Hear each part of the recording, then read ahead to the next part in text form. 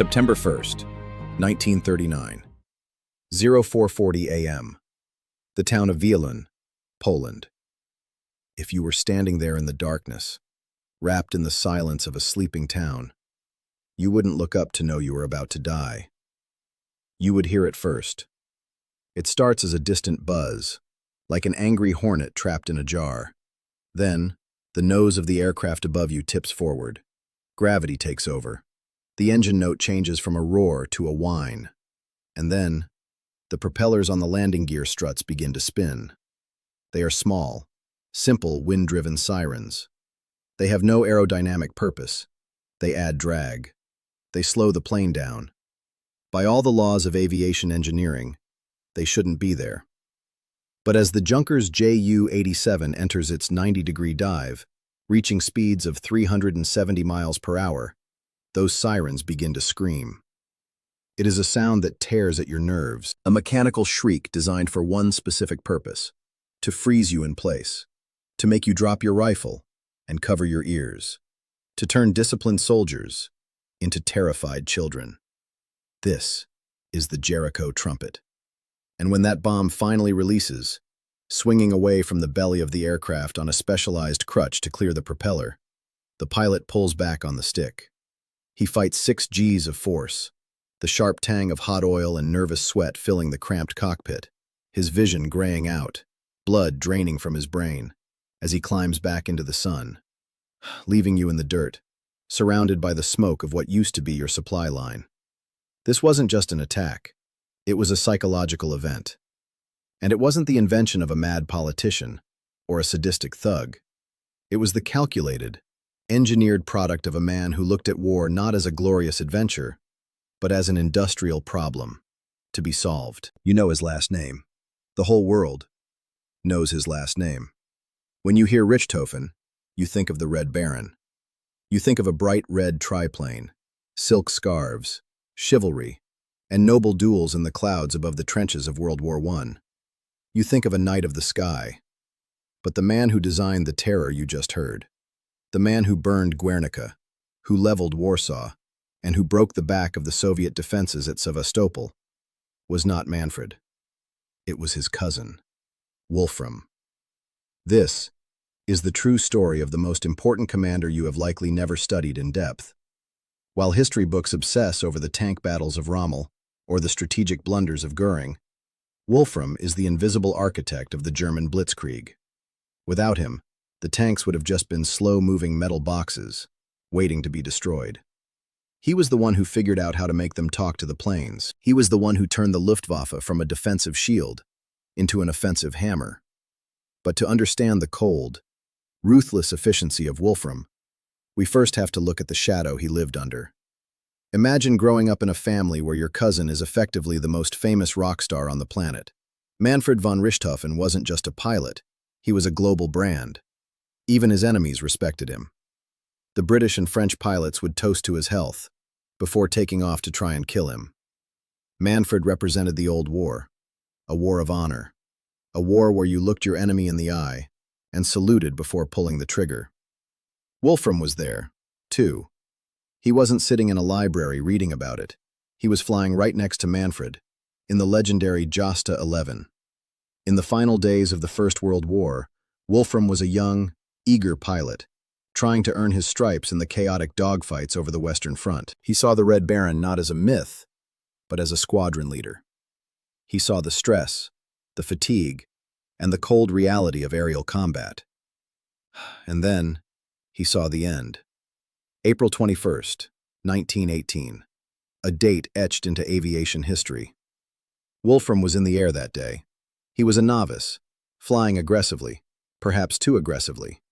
Manfred, the protective older cousin and leader, broke off to engage a target, partly to clear the space for Wolfram.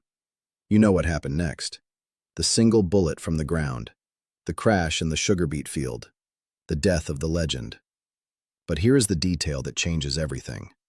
When Manfred died, the concept of chivalry died with him. The era of knights was over. The era of the machine had begun. Wolfram landed his plane that day, and he didn't just lose a cousin. He lost the illusion that war was a sport. He saw that being the best duelist in the world didn't matter. If a stray bullet from a nameless infantryman could end you in a second. This moment created a fracture in his psyche. While other pilots spent the next 20 years mourning the loss of the gentleman's war, Wolfram went the other direction. He didn't want to be a hero. He didn't care about medals, or paint jobs, or being a knight. He wanted to be an engineer. This is where Wolfram separates himself from every other Nazi general you've heard of. After the war, while Hitler was shouting in beer halls and Goering was addicted to morphine, Wolfram von Richthofen went to school. He didn't just attend, he excelled. He earned a PhD in engineering. Think about that for a second. The man leading the air fleets of World War II wasn't just a soldier, he was Dr. Richthofen. He understood fluid dynamics, structural stress loads, and combustion ratios. He looked at a battlefield, and he didn't see glory. He saw a grid. He saw logistics. He saw a math equation where the variables were tonnage, fuel consumption, and explosive yield. This academic background made him dangerous. It made him cold. Most military commanders of the time were obsessed with strategic bombing, the idea of flying massive, heavy bombers deep into enemy territory to destroy factories, miles away from the front lines. It was a detached, long-term strategy. Wolfram looked at the math and disagreed. He believed the airplane shouldn't be fighting its own separate war. He believed the airplane should be down in the mud, right in front of the tanks, clearing the path like a flying bulldozer. He championed a concept that was radical at the time: close air support. It sounds normal to us today. We see footage of A-10 Warthogs or Apache helicopters supporting troops, and we don't think twice.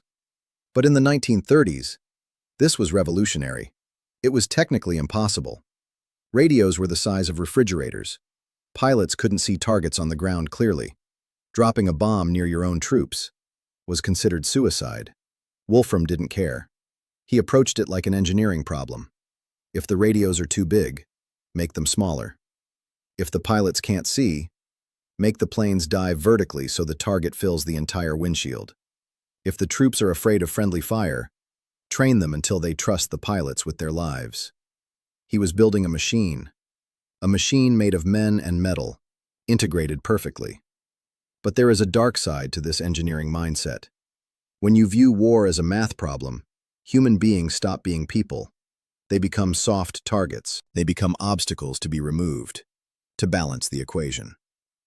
Wolfram's lack of empathy wasn't born out of sadistic hatred like the SS officers. It was born out of efficiency. If destroying a city block would speed up the tank advance by 6 hours, Wolfram would order the strike without a pulse raise.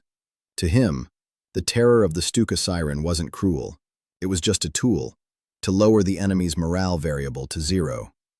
So, as we stand on the precipice of World War II in this story, we have to look at the strange irony of the Richthofen legacy. Manfred, the Red Baron, is remembered as the face of the German military. He is the romanticized hero. We put him on pizza boxes and in cartoons. We respect him. Wolfram, the engineer, is largely forgotten by the public. Yet, Wolfram killed more people in a single afternoon in Stalingrad than Manfred killed in his entire career. Wolfram destroyed more cities, sank more ships, and changed the course of history far more than his famous cousin ever did. Manfred fought for honor. Wolfram fought for results. And the results were coming. The testbed for his theories wouldn't be a laboratory in Berlin. It would be the sunny, dusty hills of Spain. The Spanish Civil War was about to break out, and Wolfram von Richthofen was packing his bags. He was bringing his dive bombers, his radios, and his cold, calculating mind to a country that was completely unprepared for the horror of modern air power. He was about to show the world that the night of the sky was dead. The Technocrat of Death had arrived. But before we get to the burning of Guernica, we have to understand the tool he built. We have to look at the machine that became the extension of his will. The crooked-wing vulture that screamed. Because Wolfram didn't just command the Luftwaffe, he forged it into a weapon that nearly conquered the world. And it all started with a realization that the old rules of war were obsolete. The scream of the Jericho Trumpet was just the opening note. The symphony of destruction was about to begin. To understand the man who would later burn Europe to the ground, we have to go back to when he was just a 22-year-old kid, strapped into a flying machine that was basically a lawnmower engine wrapped in fabric. It is early 1918, the Western Front. Forget the romantic images of Snoopy and the Red Baron for a moment. Flying in World War I was not a gentleman's sport. It was a freezing, oily, terrifying ordeal. You are sitting in an open cockpit at 15,000 feet. The temperature is 20 degrees below zero. You don't have oxygen. You don't have a radio. And most importantly, you don't have a parachute. If your plane catches fire, which they did, constantly, you have two choices: burn to death or jump to your death. This was the world Wolfram von Richthofen entered. But he didn't just join any unit. He joined Jagdgeschwader 1, the flying circus. And he joined it because his cousin, Manfred, was the boss. Imagine the pressure. Manfred von Richthofen was already a living god in Germany. He had 80 confirmed kills. He was the ace of aces. And here comes Wolfram, the younger cousin, trying to prove he isn't just a nepotism hire. Wolfram wasn't a natural pilot like Manfred. Manfred flew with instinct. He could feel the air.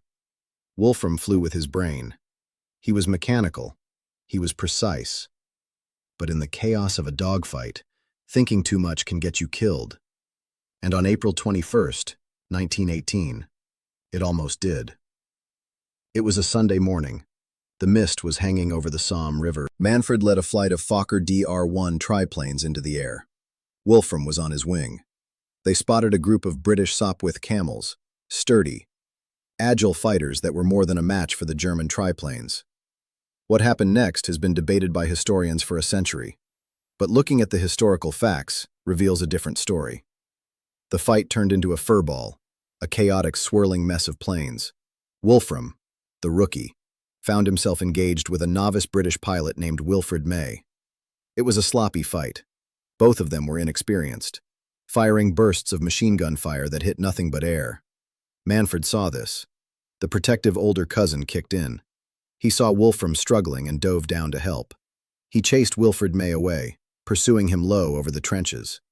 This was the mistake. Manfred broke his own rules. The horizon vanished.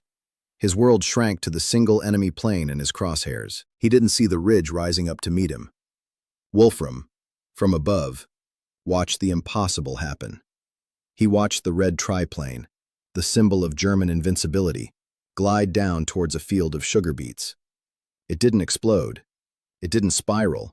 It just stopped.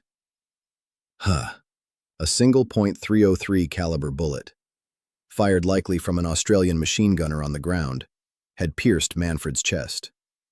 The Red Baron was dead before the wheels touched the mud. For the world, it was the death of a hero. For Wolfram, it was a data point. He landed his plane and faced a reality that shattered his worldview. Manfred was the best. He was the knight of the sky. He followed the code of chivalry. And he was killed by a nameless soldier randomly firing into the air. It proved that skill does not guarantee survival. It proved that in modern war, individual heroism is irrelevant against the volume of fire. While the rest of the squadron mourned the loss of their leader, something inside Wolfram turned to ice. He realized that the era of the ace was over. If you wanted to win a war, you couldn't rely on knights. You needed a system that removed luck from the equation. Wolfram finished the war with 8 victories. He was technically an ace, but when the armistice was signed in November 1918 and the German military was dismantled by the Treaty of Versailles, Wolfram didn't stay in the barracks to sulk. So, he did the unthinkable for a war hero. He traded his cockpit for a classroom. He enrolled at the Technical University of Hanover. He spent the roaring 20s not drinking champagne, but studying thermodynamics and aeronautical engineering. He wrote a dissertation on engineering. He became Dr. Wolfram von Richthofen. This is crucial. You cannot understand the destruction of World War II without understanding this gap in his life. While the British and French generals were still thinking about trench warfare and cavalry charges, Wolfram was studying the physics of combustion engines. He was looking at aircraft not as steeds for knights, but as delivery systems for ordnance. He looked at the limitations of the World War I biplanes he flew. They were slow. They couldn't carry heavy bombs. They couldn't communicate with the ground. He started sketching a new kind of war in his mind. He realized that if you could put a radio in a plane and a radio in a tank and have them talk to each other in real time, you wouldn't need to fight a war of attrition. You wouldn't need trenches. You could move faster than the enemy could react. But he needed a laboratory to test this theory. He needed a place where he could experiment with real bombs and real cities without starting a world war. He spent the quiet years of the early 30s rebuilding the German Air Force in the shadows, waiting for a chance to prove his thesis. And in 1936, a general named Francisco Franco called from Spain. He was starting a civil war, and he needed help. Wolfram didn't see a political cause. He saw a testing ground. He packed his bags. He joined the clandestine unit known as the Condor Legion, and he headed south, ready to unleash his theories on the people of Spain. The engineer was about to start his first experiment. Spain, 1936. To the rest of the world, the Spanish Civil War was a passionate ideological struggle between fascism and communism. Writers like Hemingway went there to find stories. Idealists went there to fight for freedom. Wolfram von Richthofen went there to test his math. He arrived as the chief of staff of the Condor Legion, a volunteer unit of the German Luftwaffe sent to support General Franco. But let's be clear, this wasn't charity. It was a live-fire exercise. Hitler wanted to know if his new Air Force actually worked. Wolfram was the scientist sent to grade the exam. When he arrived, air warfare was still stuck in World War I. If a tank commander on the ground needed an airstrike, he had to send a runner to the rear, who would call a headquarters, who would call an airfield. By the time the planes arrived, 3 hours later, the enemy tank had moved, or the battle was over. It was slow. It was inefficient. It drove Wolfram crazy. He looked at the problem with his engineer's eyes. The issue wasn't the planes. It was the information loop. This is where Wolfram invented modern warfare. He didn't just add more bombs. He added radios. He took delicate high-frequency radios, shock-mounted them inside armored vehicles to survive the vibrations, and created a dedicated tactical network that bypassed the high command entirely. He hardwired the pilot's headset to the tank commander's ears. These were the first forward air controllers. See that bridge? Blow it up. Copy. 3 minutes. It sounds simple now. In 1937, it was like inventing the internet. He cut the reaction time from hours to minutes. He turned the Luftwaffe from a distant strategic weapon into a tactical sniper rifle. Spain was also where Wolfram fell in love with an ugly, crooked-wing aircraft that everyone else hated. The Junkers Ju-87 Stuka.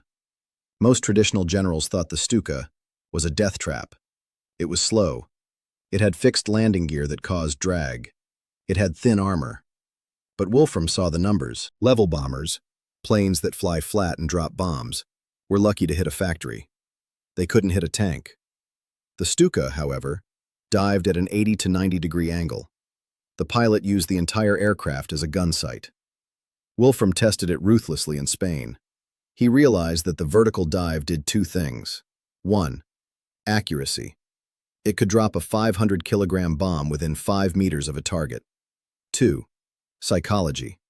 The vertical dive terrified the troops on the ground even before the bomb fell. He championed the plane. He refined the tactics.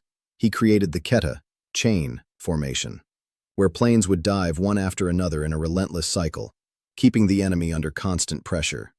But a weapon is only as evil as the target it is pointed at.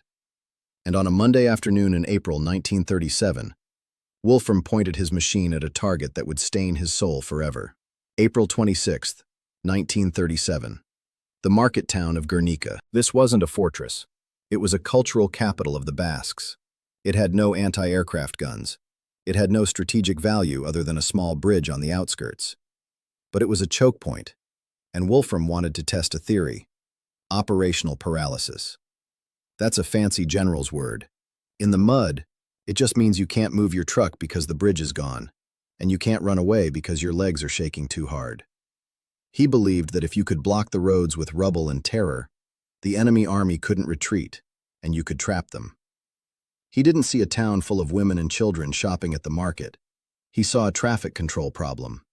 At 4:30 p.m., the first wave arrived.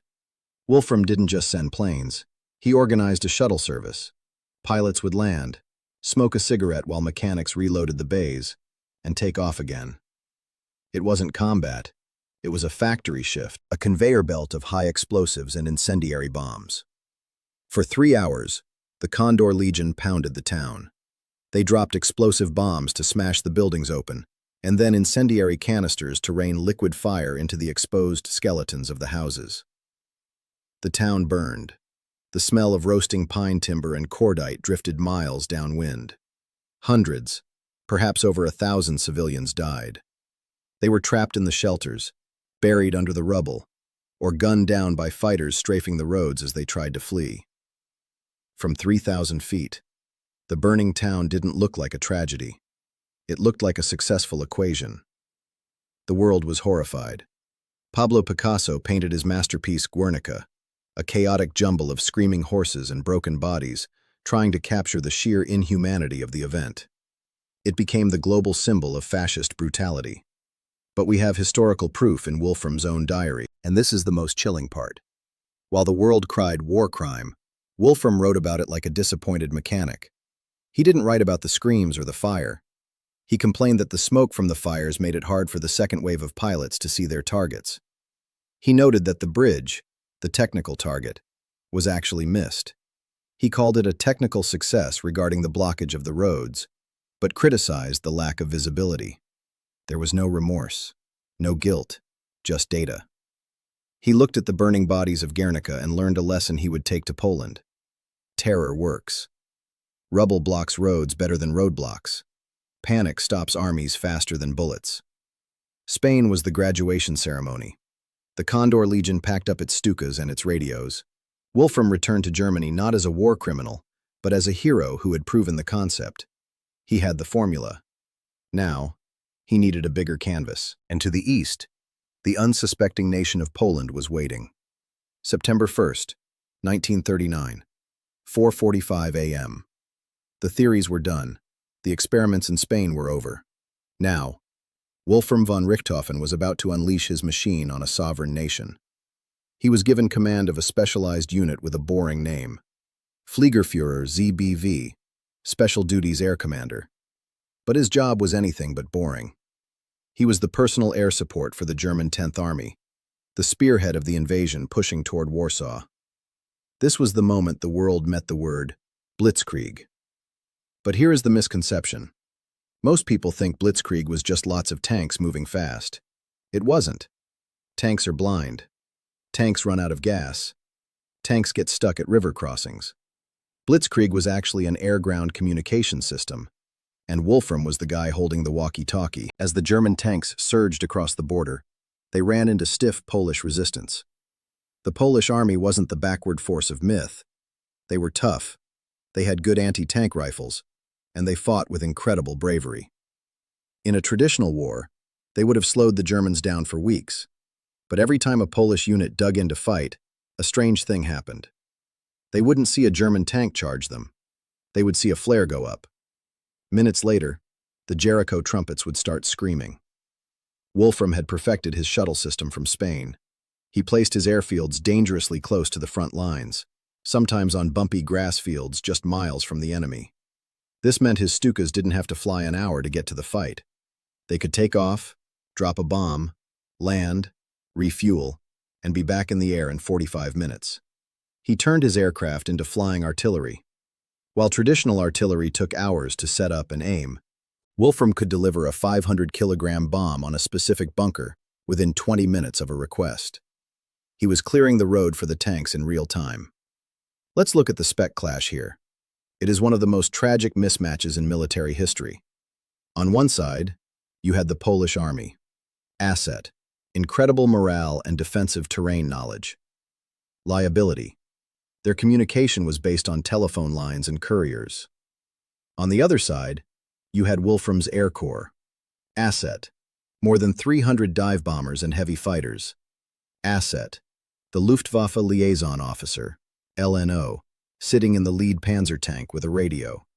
When a Polish commander ordered a counterattack, his orders traveled at the speed of a runner on a horse or a bicycle. When Wolfram saw that counterattack, his orders traveled at the speed of light via radio waves. The Polish army was decapitated. Orders screamed into dead phone lines. Generals shouted commands to runners who would never reach the front. Bridges collapsed into rivers before boots could touch them. Trains carrying reinforcements twisted into burning metal sculptures in the middle of nowhere. Wolfram didn't just defeat the Polish army, he disconnected it. He blinded them and deafened them. It was the engineering efficiency he had always dreamed of. By the second week, the German army was at the gates of Warsaw. And here, the war changed from a tactical battle to a moral atrocity. Warsaw, the capital of Poland, refused to surrender. The Polish garrison dug in. They turned the city into a fortress. Hitler wanted the city taken quickly. He didn't want a long siege. He turned to Wolfram von Richthofen and asked for a solution. Wolfram looked at his maps. He looked at the city, filled with 1.3 million people. And he proposed a plan that was essentially a scaled-up version of Guernica. He called it Operation Wasserkante, Seaside. On September 25, 1939, Wolfram unleashed hell. He wasn't targeting tanks anymore. He was targeting the city's infrastructure, waterworks, gas plants, and power stations. He organized a massive aerial armada, over 400 aircraft, Stukas, Heinkels, Dorniers. They flew wave after wave. It became known as Black Monday. Wolfram stood on a church tower on the outskirts of the city, watching the destruction through binoculars like a conductor. He observed the smoke columns merging into a single black cloud that didn't just block the sun, it choked it. Noon turned into a twilight of ash. The pilots didn't need navigation maps anymore. They just flew towards the burning pyre on the horizon. He noticed that the smoke was interfering with accuracy again, just like in Spain. So, he ordered his pilots to drop incendiaries after the high explosives, to create firestorms that would consume the oxygen in the shelters. This was terror bombing. The goal wasn't to destroy soldiers. It was to break the will of the civilian population, so they would force their leaders to surrender. And it worked. The water pipes burst, meaning the firefighters couldn't put out the flames. The gas lines exploded. The city collapsed into chaos. Warsaw surrendered 2 days later. Wolfram wrote in his diary, "Great success. The effect on the enemy morale was decisive. No pity, no horror, just success." The fall of Poland made Wolfram a superstar within the Wehrmacht. He was promoted. He was given the Knight's Cross. He was validated. He had proven that air power alone could crush a city. He had proven that his close air support could make tanks move faster than anyone thought possible. But in this victory, there was a hidden trap, a fatal flaw in his logic. Wolfram assumed that every enemy would break like the Spanish or the Polish. He assumed that terror always works. He assumed that if you hit a city hard enough, the people will give up. He didn't realize that he was about to face nations that wouldn't break. He didn't realize that in the West, the British were building fighters that could catch his Stukas, and in the East, a sleeping giant was watching his tactics, taking notes, and preparing a winter that no amount of engineering could solve.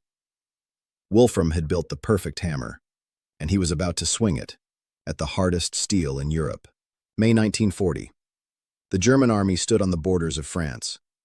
For any German officer over the age of 40, this was haunted ground.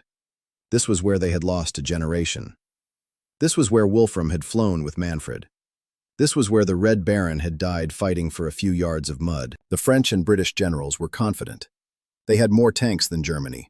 They had better tanks than Germany. The French Char B1 was a monster, thick armor, big guns.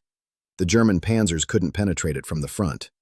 By all the top Trump stats of warfare, France should have won. But France was preparing for World War I Part II. They dug in behind the Maginot Line. They set up their heavy artillery. They waited for the slow, grinding trench warfare they understood. Wolfram von Richthofen, now commanding the mighty Fliegerkorps 8, wasn't interested in a fair fight. He wasn't interested in tank versus tank duels. He looked at the French strategy and saw a fatal flaw: inflexibility. The French command structure was rigid. Orders had to go up and down a chain of command that took hours. Wolfram's system, tested in Spain and perfected in Poland, operated in minutes. On May 10th, the invasion began, and it all came down to one critical moment at a town called Sedan on the banks of the Meuse River. This is the pivotal scene of the Western campaign. General Heinz Guderian, the father of the panzer divisions, reached the Meuse River. On the other side, on the high ground, the French had built massive concrete bunkers. Their artillery was dialed in. Guderian had a problem. His tanks were stuck. His heavy artillery was miles behind, stuck in traffic jams in the Ardennes forest. Without artillery support to suppress those bunkers, crossing the river was suicide. In 1914, the attack would have stopped for 3 days to wait for the guns. But Guderian didn't wait. He picked up the radio. He called Wolfram. Wolfram didn't just send a few planes. He engineered a solution that had never been tried before: the rolling aerial barrage. Usually, bombers would drop their payload and leave. That leaves a gap of silence where the enemy can pop their heads up and start shooting again. Wolfram realized that the silence was the problem. He ordered his Stuka squadrons to stagger their attacks. Instead of one big wave, he created a continuous conveyor belt of noise and explosions. For 4 hours straight, there was never a moment where a siren wasn't screaming or a bomb wasn't falling. Imagine being a French reservist in those bunkers at Sedan. You are safe from small arms. You are in concrete. But the noise is relentless. The ground is shaking constantly. The scream of the Jericho trumpets is piercing your eardrums every 30 seconds. You can't hear your commander. You can't sleep. You can't think. Wolfram wasn't just destroying the bunkers. He was destroying the minds of the men inside them. Wolfram wasn't just cracking concrete. He was cracking the minds of the men inside. By the time Guderian's rubber boats hit the water to cross the river, the French return fire had stopped. Not because they were all dead, but because they were catatonic. French soldiers were found curled in fetal positions, bleeding from the nose and ears, not from shrapnel, but from the sheer overpressure of the concussions. The French defense didn't just break. It shattered like a pane of glass struck by a sledgehammer. Guderian crossed. The panzers broke through. Within days, the German army was racing toward the English Channel. They covered in 2 weeks ground that the German army of World War I hadn't taken in 4 years. Wolfram's Fliegerkorps 8 acted as the tip of the spear. Every time the tanks hit resistance, the Stukas appeared. It became a terrifying Pavlovian response for the Allies. See a tank, hear a siren, run. June 1940. Paris falls. Wolfram von Richthofen walked through the streets of a conquered France. It was the absolute zenith of his career. He was promoted to General der Flieger, General of Aviators. He was awarded the Knight's Cross. He had vindicated the death of his cousin. Manfred had died fighting a stalemate. Wolfram had delivered a knockout blow. He was the master of the short war. His method, fast, brutal, high-tech, seemed unstoppable. But success is a dangerous drug. It blinded him. Wolfram looked at the map and saw only one enemy left: Great Britain. He assumed that his Stukas would crush the Royal Air Force just as easily as they had crushed the French. He forgot one crucial detail. In Poland and France, he had air superiority. His slow, vulnerable Stukas could dive with impunity because there were no enemy fighters hunting them.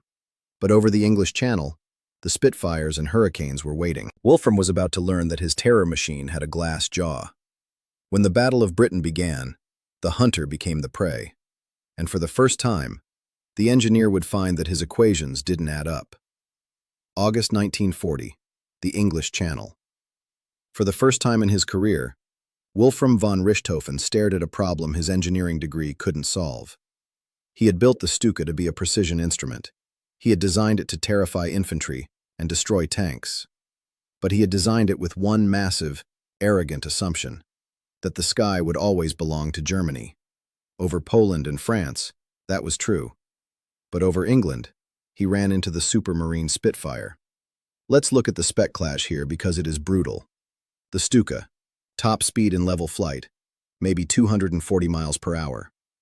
It has fixed landing gear that drags in the wind. It is heavy. The Spitfire. Top speed, over 360 miles per hour. 8 machine guns, highly agile. It wasn't a battle. It was a massacre. The British pilots called the Stuka parties Stuka parties. For a Stuka pilot, the world flipped upside down. 1 minute, you are the eagle diving on helpless prey. The next, you hear the tearing sound of .303 caliber bullets shredding your aluminum skin. You look back, and a Spitfire is sitting on your tail, filling your cockpit with glass and fire. You aren't a predator anymore. You're a slow, fat turkey in a barrel. Imagine being the rear gunner, armed with a single pop gun, staring into the spinning propellers of 8 Spitfires. It wasn't a fight. It was an execution. Wolfram watched his precious squadrons get decimated. In just 2 weeks, the Stuka force suffered 20% casualties. This is where Wolfram showed his cold pragmatism again. A fanatic like Goering might have kept sending them until the last pilot died for glory. Wolfram looked at the data, saw the loss ratios were unsustainable, and pulled the Stuka out of the Battle of Britain. He admitted defeat in the West. The terror machine had failed against a modern air force. But a wounded predator is often the most reckless. The Luftwaffe needed a win to wash away the shame, and Hitler wasn't done with him. If the hammer didn't work against the steel wall of Britain, maybe it would work against the soft underbelly of the Mediterranean. May 1941, the island of Crete. This was arguably the most audacious plan of the entire war. The Germans decided to capture a heavily defended island without using ships. They would drop 20,000 elite paratroopers, Fallschirmjäger, from the sky. Wolfram von Richthofen was given command of the air support. His job was to blast a path for the paratroopers. On paper, it looked like a bold, futuristic stroke of genius. In reality, it started as a disaster. The German intelligence was wrong. They thought the British garrison on Crete was small and demoralized. Instead, they dropped their paratroopers directly onto the barrels of waiting New Zealand and British machine guns.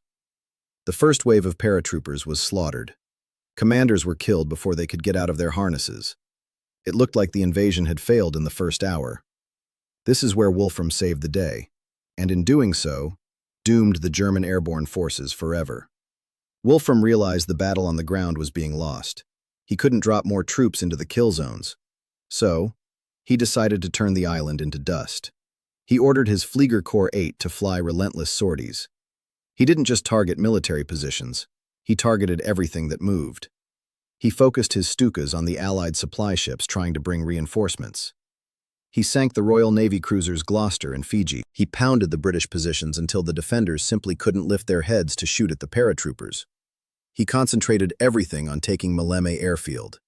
He needed just one runway to land his transport planes. Through sheer brute force, dropping tons of high explosives on a tiny patch of dirt, Wolfram forced the British back. The Junkers Ju-52 transport planes started crash landing on the runway, bringing in mountain troops to reinforce the paratroopers. Wolfram turned a tactical disaster into a strategic victory through the overwhelming application of firepower. The British were forced to evacuate. Crete fell. But when the smoke cleared, the cost was staggering. Germany had won Crete, but they had lost nearly 7,000 of their most elite, highly trained soldiers. The Fallschirmjäger, the Green Devils, were the best of the best, and they had been decimated. Hitler was furious. He looked at the casualty reports and famously said, "The day of the parachutist is over." This is the irony of Wolfram's success. He had bombed the island into submission and secured the victory. But the cost was so high that Germany never launched a major airborne operation again for the rest of the war.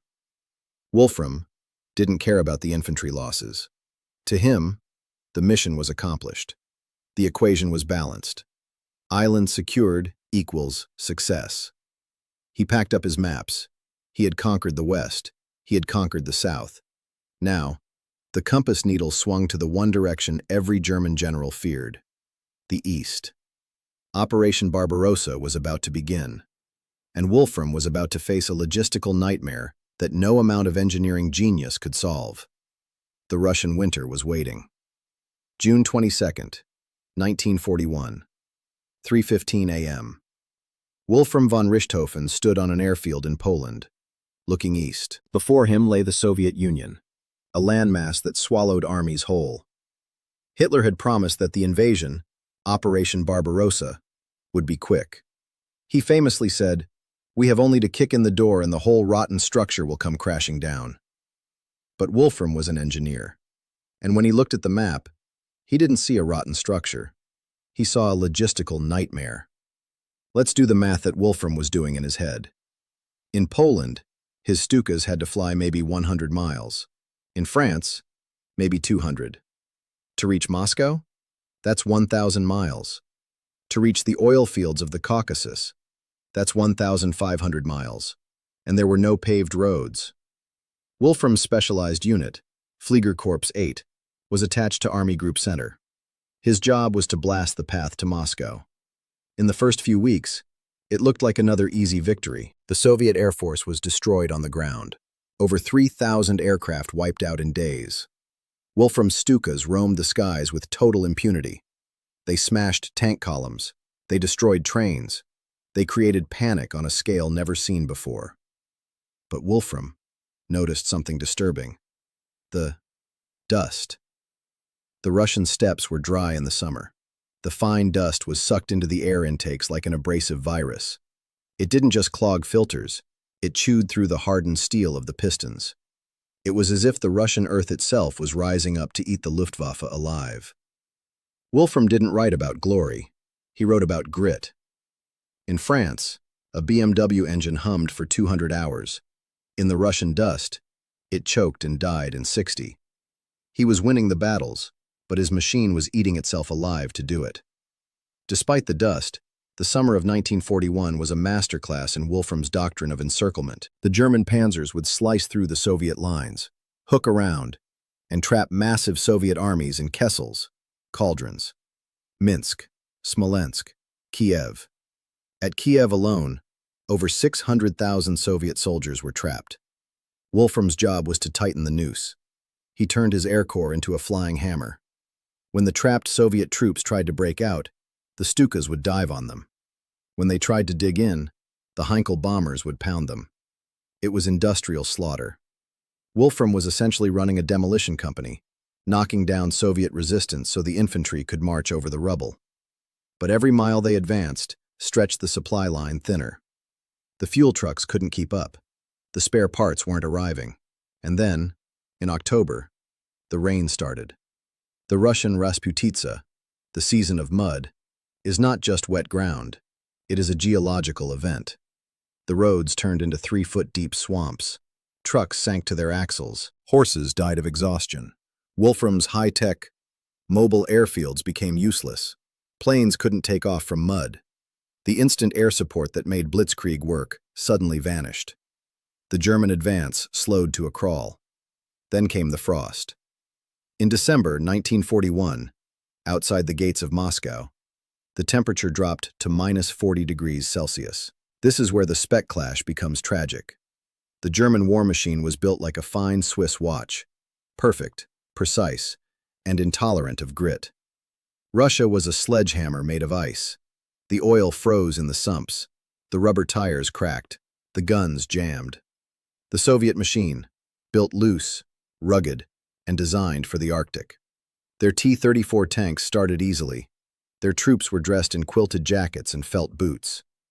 Wolfram watched his magnificent air fleet turn into ice sculptures. He ordered mechanics to light fires under the aircraft engines just to get them to turn over. It took 4 hours of prep work to get a plane in the air for a 1-hour mission. The Blitzkrieg was dead. The war of speed had frozen solid. Wolfram was angry. He blamed the high command for not listening to the logistics. He realized that they weren't fighting a tactical war anymore. They were fighting a war of attrition, the exact thing he had spent his life trying to avoid. The German army was pushed back from Moscow. The quick victory was gone. But Hitler had a new plan for 1942. If they couldn't take the capital, they would take the oil in the south. And he needed his best problem solver to do it. Wolfram was transferred south.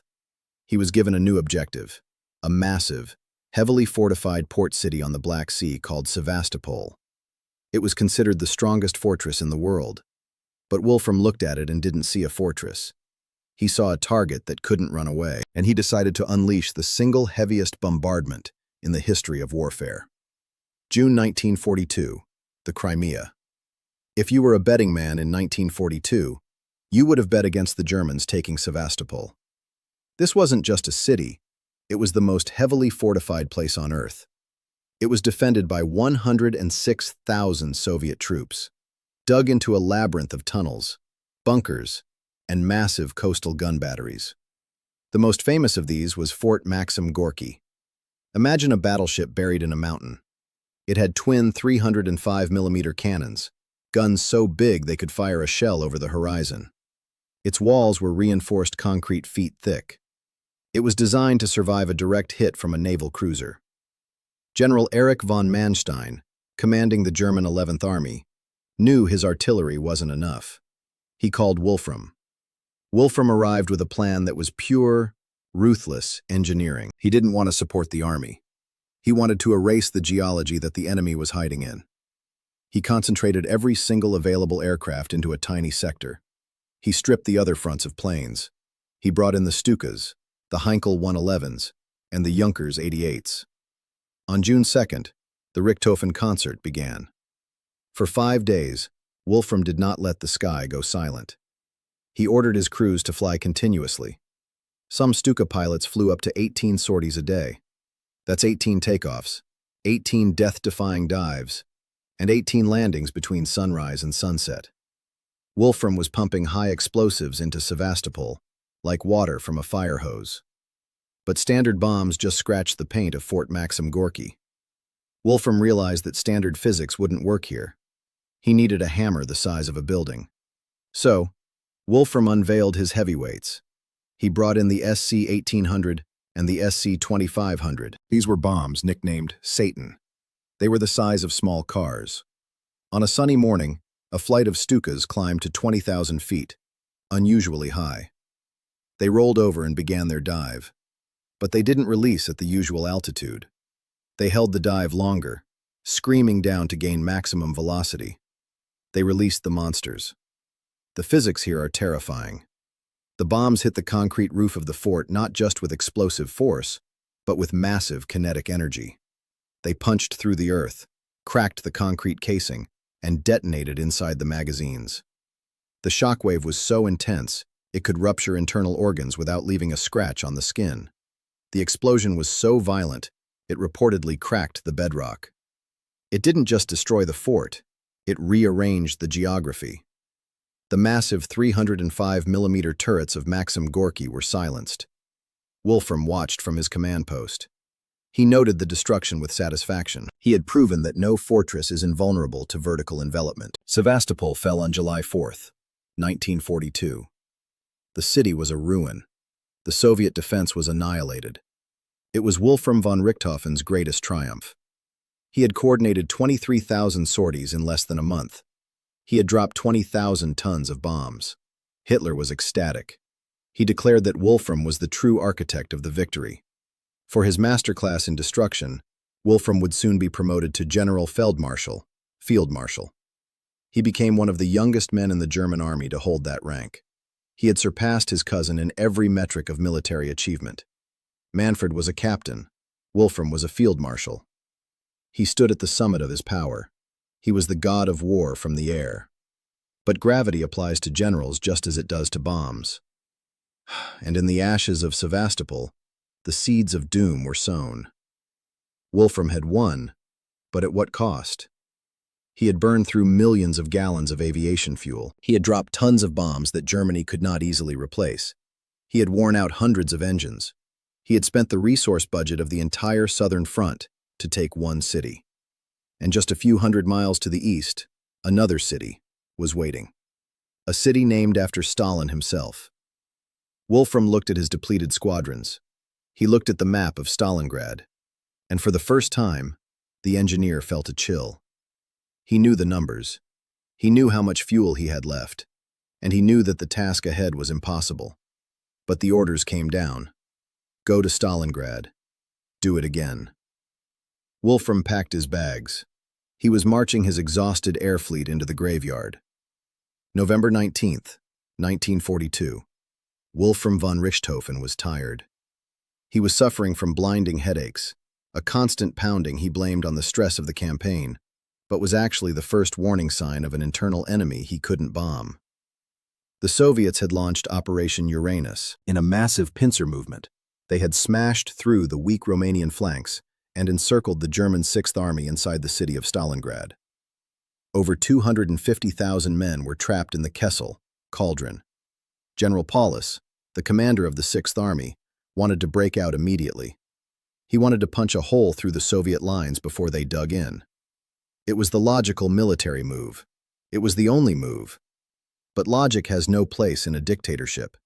But then, Hermann Göring, the head of the Luftwaffe, a morphine addict more interested in stealing art and wearing white uniforms than reading logistics reports, made a promise to Hitler. He said, "My Luftwaffe can supply the Sixth Army by air. We did it at Demyansk. We can do it here." Wolfram heard this, and he nearly threw up. He grabbed his slide rule. He crunched the numbers. And he saw immediately that Göring was signing a death warrant for 250,000 men. Let's look at the dashboard of death. These are verified historical facts. The cold, hard math that Wolfram tried to scream at Hitler.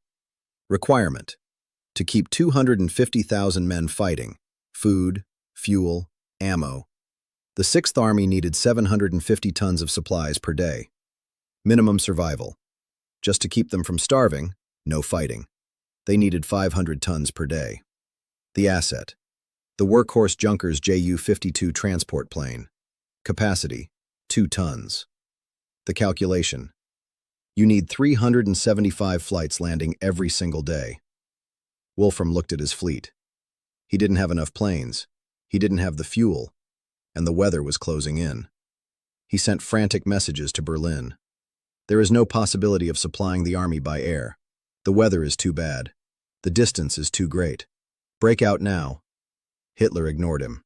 He trusted Göring's fantasy over Wolfram's math. The order was given. Stand fast. The airlift is coming. Wolfram was ordered to perform a miracle. But engineers don't believe in miracles. The airlift began in December, and it was a catastrophe from day one. Wolfram threw everything he had into the sky. He converted Heinkel bombers into transport planes. He used training aircraft. He pushed his pilots to fly in blinding blizzards. But the Soviet anti-aircraft ring around Stalingrad was a wall of steel. The slow, lumbering transport planes were shot down by the dozen. Inside the cauldron, the soldiers waited for the roar of engines. They looked up, eyes frozen shut with rime, praying for the roar of engines. And when they heard it, it was often the cruelest torture of all. A Heinkel flying overhead, unable to land in the blizzard, dropping a canister of supplies that would be swallowed instantly by the white void. Down in the bunkers, the air was thick with the sweet, sickly smell of gangrene and unwashed fear. Instead of the required 500 tons, the daily average delivery was 90 tons. On some days, it was 0. Wolfram watched the statistics come in like a slow-motion car crash. December 18th, 30 tons delivered. December 24th, 100 tons delivered. January 5th, 60 tons delivered. To put that in perspective, 90 tons isn't enough to feed a small town during peace, let alone an army fighting for its life in hell. It meant a terrifying choice. Bring in fuel, and the men starve. Bring in food, and the tanks freeze. Wolfram was doing the math of death every morning, and the answer was always 0. At this moment, the word logistics lost its meaning. It became something else entirely: starvation management. The German soldiers ate their horses. Then they ate the leather of their belts. Bread turned to stone. Vodka froze in the bottle. The air itself seemed to turn into needles. The daily ration dropped to 75 grams of bread. That's a thin slice of toast for 24 hours of fighting in sub-zero hell. Civilization stripped away layer by layer until only the animal instinct to survive remained. The temperature dropped so low that oil froze like rubber. If you touched the metal of your rifle with a bare hand, your skin would rip off. Men didn't just die, They shattered. They cannibalized their own machines, stripping tanks of wiring just to keep a single radio alive. The great German war machine wasn't just starving, it was eating itself. Wolfram, the man who had perfected the art of destruction, was now powerless to build anything. He flew over the pocket himself, looking down at the white wasteland. He saw the burning wreckage of his own planes littering the steppe. He saw the airfields inside the pocket, Potomnik and Gumrak, slowly getting overrun. By January 1943, the game was up. The Soviets overran the last airfield. The airlift stopped. The Sixth Army was doomed. Wolfram von Richthofen had argued, pleaded, and shouted, but he had lost. The Technocrat of war had been defeated, not by a better general, but by the delusion of his own leaders and the unforgiving physics of logistics. When Field Marshal Paulus surrendered on January 31, 1943, it marked the end of the myth of German invincibility. Wolfram was broken. The stress of the campaign, the constant flying, and the frustration had accelerated his illness. The headaches were getting worse. The man who had started the war screaming down from the sky in a Stuka was now watching his empire crumble in the snow. Hitler didn't fire him. He knew Wolfram was right. Instead, he transferred him again. Away from the snow, away from the failure. He sent him to the sunny coast of Italy to face a new enemy. An enemy that brought an air force so large, it would blot out the sun and make Wolfram's Stuka armadas look like toys. The engineer was going to his final posting. He left the frozen hell of Russia for the sunny coast of Italy, thinking he had escaped the worst. He was wrong. 1943, Italy. Wolfram von Richthofen arrived in the Mediterranean to take command of Luftwaffe II. He set up his headquarters in a villa, unfolded his maps, and prepared to do what he did best, solve problems. But the problem he faced now wasn't tactical. It was industrial. In Poland and France, Wolfram had fought enemies who were slower than him. In Russia, he fought an enemy who was disorganized. But in Italy, he looked up and saw the United States Army Air Force. Wolfram had always believed in efficiency, doing more with less. The Americans believed in mass, doing more with more. When the Allies landed at Salerno, Wolfram tried to launch his trademark Stuka attacks. But before his pilots could even get to the target, they were swarmed by P-51 Mustangs and Spitfires. The sky was literally black with enemy planes. For every plane Wolfram lost, the Americans built 10 new ones. For every gallon of fuel Wolfram scrimped and saved, the Americans had a tanker ship docking in Naples. The engineer realized his calculator was broken. You cannot outmaneuver an avalanche. He watched as the Luftwaffe, the weapon he had sharpened for 20 years, was ground into dust. The Stukas were obsolete. The expert pilots were dead. The Terror machine was now just a few scattered squadrons hiding in the mountains, terrified to take off in daylight. Wolfram was rationing fuel like liquid gold, grounding entire squadrons to save gas for a single mission. Meanwhile, the Americans had a floating pipeline of tankers stretching back to New Jersey. But Wolfram's biggest battle wasn't against the Americans. It was inside his own skull. The headaches that started in Russia became blinding migraines. He began to lose coordination. He had trouble speaking. The diagnosis was a brain tumor. There is a cruel irony here. The man who had spent his life dealing with control, controlling armies, controlling logistics, controlling the air, lost control of his own body. The ultimate controller was losing control of his own synapses. In late 1944, Wolfram was relieved of command. He wasn't fired for incompetence. He was medically retired. He was driven away from the front lines, not in a staff car leading a victory parade, but in an ambulance. He spent the final months of the Third Reich in a hospital in Badischl, Austria. While Berlin burned, while the Red Army stormed the Reichstag, and while Hitler committed suicide in his bunker, Wolfram lay in a hospital bed, slowly fading away. He listened to the radio reports of the destruction of Germany, destruction caused by the very methods of total war he had pioneered in Guernica and Warsaw. He was a prisoner of his own failing mind, trapped in the wreckage of the world he helped break. July 12, 1945. The war in Europe was over. The Third Reich was gone.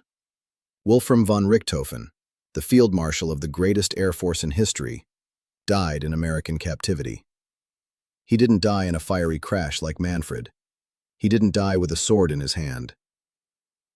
He died quietly, in his sleep, defeated by biology. He was 49 years old. They buried him in a simple grave. No state funeral, no flyover, just silence. But while the man was silenced, his methods were screaming louder than ever. So, what is the true legacy of the man who turned war into an industrial process? Because while Manfred von Richthofen is a legend, Wolfram is the blueprint. You might think this is ancient history, but look at the news tonight. Look at modern warfare. Look at the Gulf War. Look at Afghanistan. Fast forward 40 years to the deserts of Iraq. When you see an American A-10 Warthog loitering over a battlefield, talking directly to a guy on the ground with a radio, and diving down to open up with a cannon to clear a path for tanks, that is Wolfram's invention. He created the doctrine of close air support. The forward air controller was his brainchild. It was Wolfram who pioneered the concept of air-land integration. And history proves his thesis. The psychological impact of air power, the noise, the shock, is just as important as the physical damage. Every modern air force in the world, the US, Britain, Russia, China, uses the playbook written by Wolfram von Richthofen in the dusty hills of Spain. He took the airplane from being a night steed and turned it into a soldier's tool. He stripped away the romance and replaced it with ruthless, cold efficiency. Manfred von Richthofen, the Red Baron, represents how we want to remember war. Heroic, individual, honorable. Wolfram von Richthofen represents what war actually is. Industrial, brutal. A mathematical equation where human lives are just digits to be spent to achieve an objective. Manfred is the face on the poster. Wolfram is the man pulling the lever in the factory of death. And perhaps that is why we forgot him. It is easier to look at the bright red triplane than to look into the cold, calculating eyes of the man who burned the world to prove a theory. Wolfram died knowing he had perfected the machine, even if the machine eventually consumed him. The man who orchestrated the loudest sounds of the war, the sirens, the explosions, the collapsing cities, died in a room where the only sound was his own breathing. The scream of the Jericho Trumpet has faded, but the echo of his mind is still heard on every battlefield today. History is often seduced by the flashy heroes, leaving the true architects of our world in the shadows. The story of Wolfram von Richthofen is a reminder that the most dangerous weapon isn't a gun or a plane. It's a new idea. If you believe history should be remembered in all its brutal complexity, not just the romanticized myths, help us keep these stories alive. A like on this video isn't just a click. It is a vote for detailed, educational documentaries against the algorithm of fleeting trends. And tell me in the comments, in the debate of chivalry versus efficiency, do you think there is any room left for honor in modern warfare? Or was Wolfram right all along? Manfred was the duelist who looked you in the eye. Wolfram was the exterminator who gassed the entire house from a safe distance. I'll see you in the next brief.